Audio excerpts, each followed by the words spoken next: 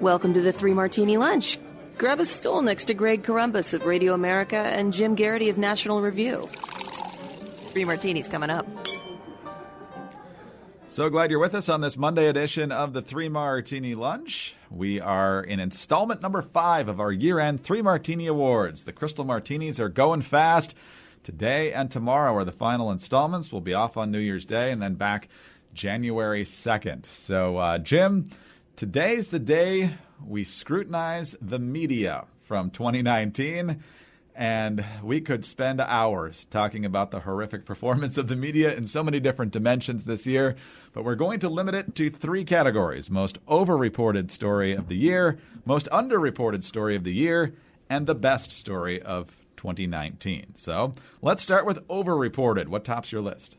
There's a whole lot in this one, Greg. And let's point out, any day when you and I are going to spend it talking about the media, I actually had my spleen take steroids just so I could vent it so much because, you know, there's just not enough bile in the world.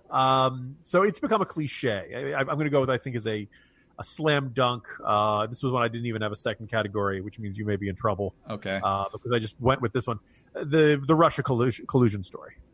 It has become a cliche at this point that the revelation of the Mueller report and the fact that he did not find evidence to certainly not to confirm the most, you know, wild and crazy and hyperbolic ones, the Jonathan Chait New York Magazine cover story, what if Trump has been a Russian agent since the 1980s, yada, yada, yada. No introspection, no expression of regret, no apology for people's reputations. The fact that MSNBC and in particular Rachel Maddow basically spent 2.5 years of a prime time basically believing they had proof of this and basically asserting they had proof of this. People build their reputations on this story. You could argue some people build their careers on this story. There's some sort of a grand colluding conspiracy, and if they, as soon as Mueller was in it, if Mueller's going to find the goods, Mueller's going to get it. The Mueller prayer candles and the way Robert De Niro played him as the world's toughest guy, there was so much expectations, and then lo and behold, it wasn't there.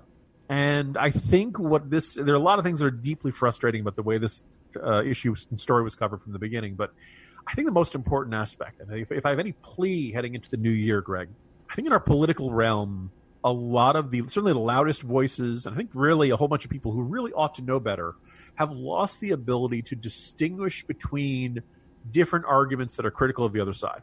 Okay, listeners of this podcast know I'm not always a fan of President Trump. A lot of days I'm really irked with him, right? President Trump is far too credulous in his dealings with Russia and Vladimir Putin, right?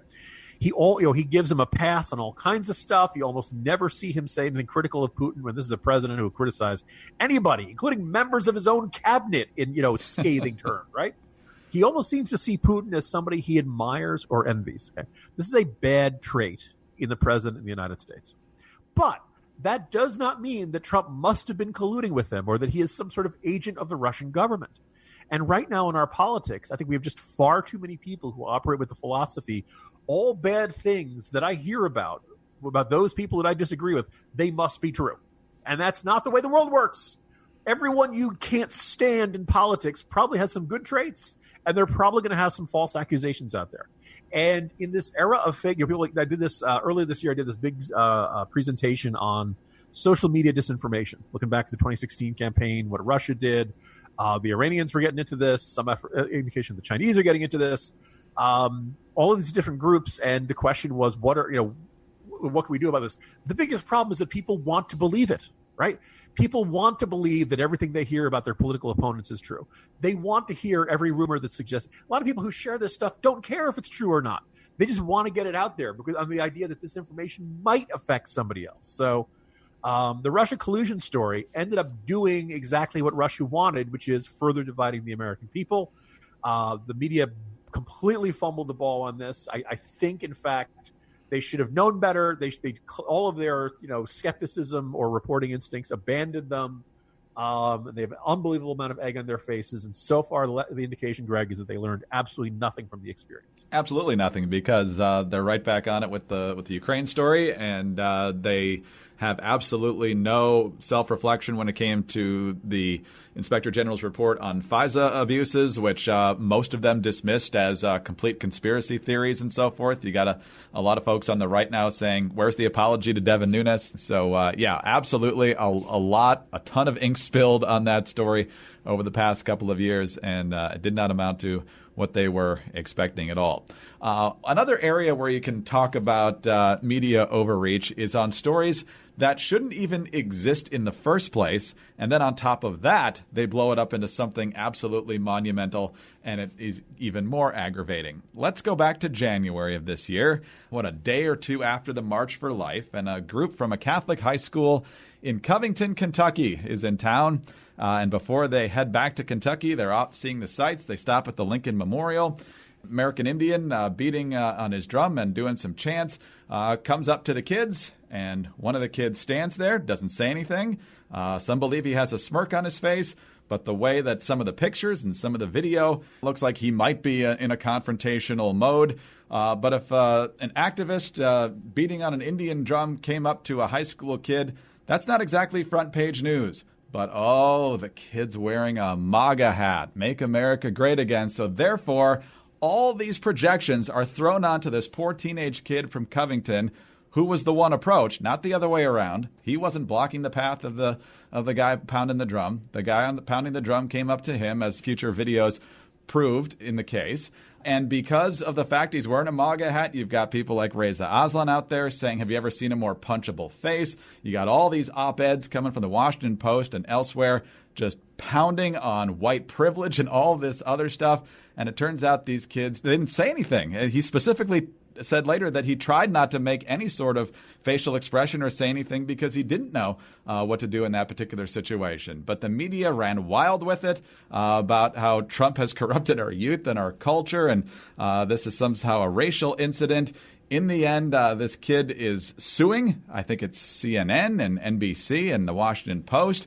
And so far, these cases are allowed to proceed. I'm not sure how much they're going to get in damages, but to hopefully get these media outlets to pay a little bit of attention to facts rather than projecting their ideas onto everything, this story should not be forgotten.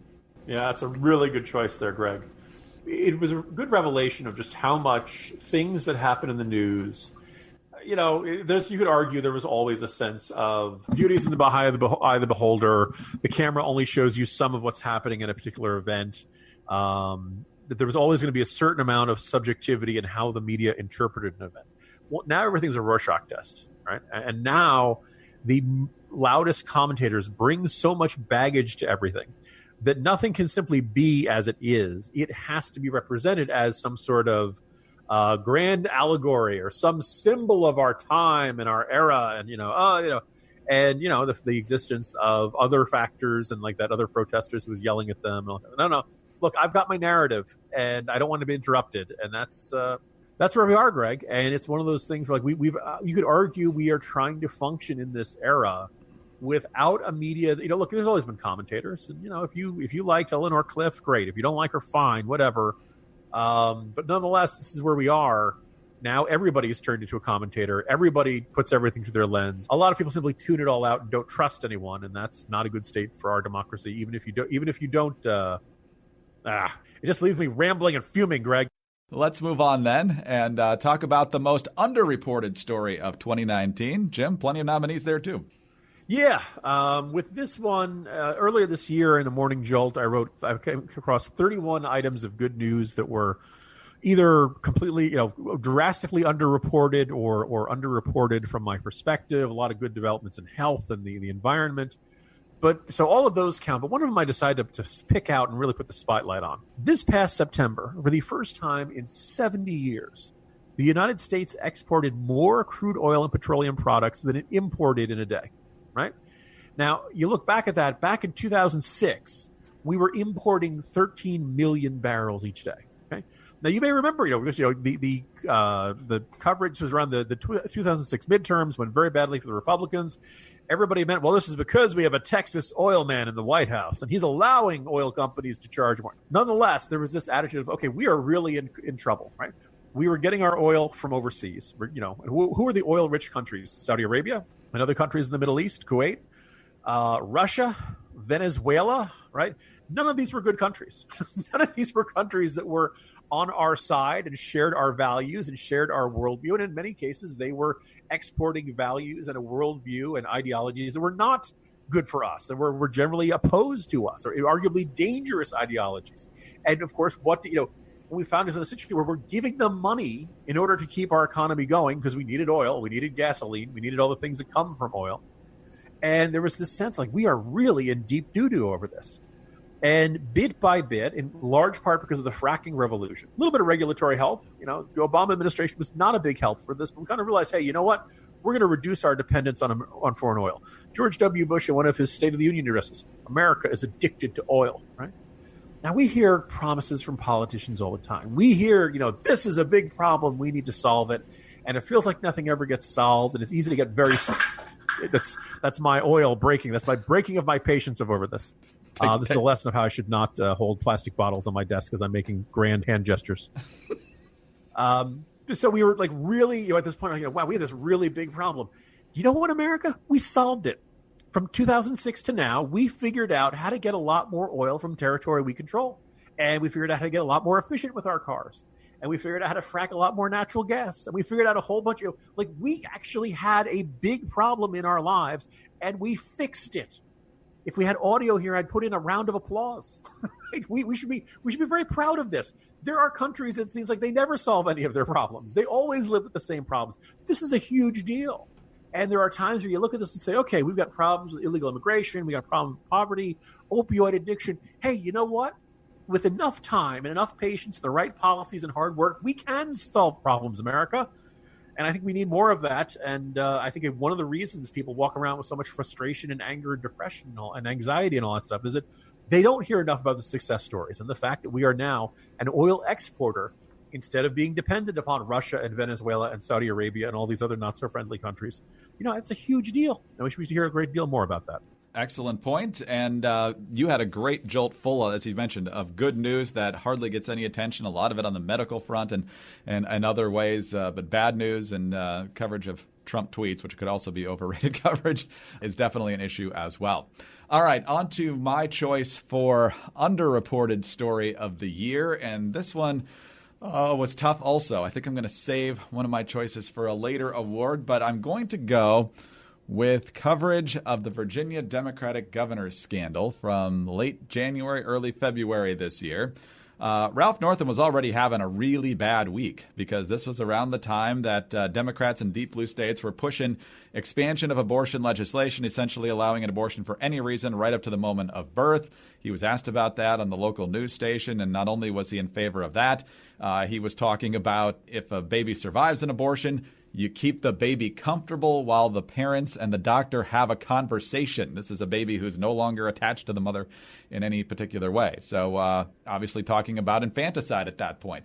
And so not to be outdone, I think it was the very next day, reports come out that Ralph Northam, the Democratic governor of Virginia, had a yearbook from the Eastern Virginia Medical School, class of 1984, and lo and behold, for the first time, no one had noticed this before somehow, on his senior page, along with a few other normal-looking pictures, is a picture of a guy in blackface standing next to a guy in a Klansman costume with the hood over his head. And so this obviously goes viral. Ralph Northam isn't quite sure what to do, but he issues a statement on that Friday night explaining how deeply sorry he is that he took part in the picture. That photo and the racist and offensive attitudes it represents does not reflect that person I am today or the way that I have conducted myself as a soldier, a doctor, and a public servant. I am deeply sorry. I cannot change the decisions I made, nor can I undo the harm my behavior caused then and today. But I accept responsibility for my past actions, and I am ready to do the hard work of regaining your trust. Oh, but apparently you can undo the past, because the very next day at a press conference, Northam says he's searched his memory and realized, oh, actually, that wasn't me. I recognize that many people will find this difficult to believe. The photo appears with others I submitted on a page with my name on it. Even in my own statement yesterday, I conceded that, based on the evidence presented to me at the time. the most likely explanation that it was indeed me in the photo. In the hours since I made my statement yesterday, I reflected with my family and classmates from the time and affirmed my conclusion that I am not the person in that photo. Jim, that just gets weirder and weirder every time I listen to it. How often are you in blackface or a Klansman outfit that I'm not sure that is me after all? Anyway, he talked about wearing shoe polish for a Michael Jackson dance contest. Came darn close to doing a moonwalk until his wife gave him the glare. And so it looked like Ralph Northam was gone after that disaster of a press conference. And at this point, the media is covering it. But then, magically, we get allegations against the lieutenant governor, Justin Fairfax, that he sexually assaulted not one but two different women. And then, oh, by the way, to head off any controversy, the attorney general, Mark Herring, says, you know what, there's also pictures of me in blackface. I regret that, too. So guess what? There's no Democrat who can step in if Northam steps down. He decides he's staying. And at that point, the media stops caring. The story's dead. And by the time voters go to the polls in November, it's long forgotten. I know we always play the what if it was a Republican game, Jim, but if it was a Republican, I don't think that governorship continues. You know, Greg, I'm glad you mentioned this because just this past 2 weeks ago, I was at a holiday party, ran into a gentleman who I had not met before, was on the right side of the spectrum, pretty well politically connected, and lived in the state of Virginia. I'm about to share a rumor, folks. This is not reporting. This is not verified. This could very well be fake news, but it's a very intriguing theory. The argument was that when Governor Northam gave that interview about abortion and went so far off message, and who basically said, it indicated that the worst nightmare of pro-lifers, that basically this was killing babies, that Democrats within the party were so terrified of having Northam go out and continue to make these kinds of arguments that the decision was made, take him out. And the argument was that some other Democrat had actually leaked the yearbook photo.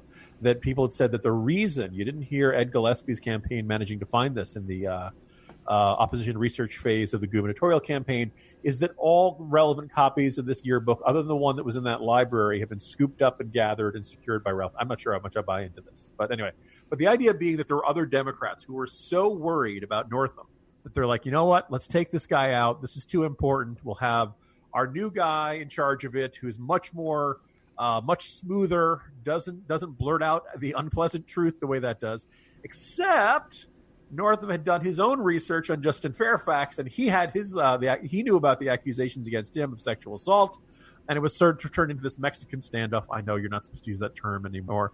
This situation in which neither one could take out the other, which is why all three and the Attorney General Herring managed to survive as well. It's a really interesting theory. I don't have any way to disprove it. I don't necessarily see any proof to it, but it's the end of the year, and I just thought I'd put something fun out there. I don't think there's any doubt that Ralph Northam's behind the Justin Fairfax accusations being brought back to light somehow. Yeah, the timing of that was really convenient for him. No way, because those women tried to get attention during the campaign, or at least one of them did, and the local media had zero interest in it. So the fact that they somehow stumbled back upon it at that exact moment, right when Northam's political this is newsworthy. Right. These witnesses are credible. Who saw that coming?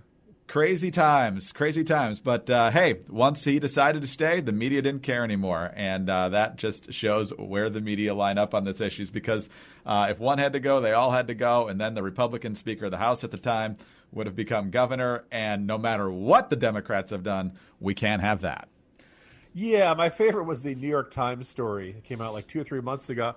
Strangely, the scandal has not had many severe consequences for Governor Northam. Gee, how did that happen? Do you think it has anything to do with the fact that, media like the New York Times lost interest in the story? Well, let's talk about happier things. Jim, what's the best story of 2019? I could say the best fictional story came in the form of Between Two Scorpions, but I won't. But it's still available on Amazon if you like. No, I think the biggest story, and it's kind of the culmination of a multi-year story. The death of Abu Bakr al-Baghdadi this fall was a big deal. I realized it was like a 72-hour news story, and then we all decided to move on to the usual partisan politics stuff. But look, that's a very big deal because it kind of is an exclamation point, and I would argue certainly the end of the Islamic State and Debatably, I mean, as of this recording, the end of ISIS, certainly ISIS as a menace that keeps us awake at night. Are there still followers of ISIS around the globe? Yes. Are there still Islamist extremists around the globe? Sure. We're probably never going to see the day when there's not a single person who adheres to the jihadist worldview walking this earth. But we're not really frightened of them anymore. We don't spend a lot of time. We're not getting these videos. We're not getting, the Islamic State does not rule any territory. They are not having mass executions. They're not doing all that stuff that absolutely scared the bejesus out of us in that second term of Obama.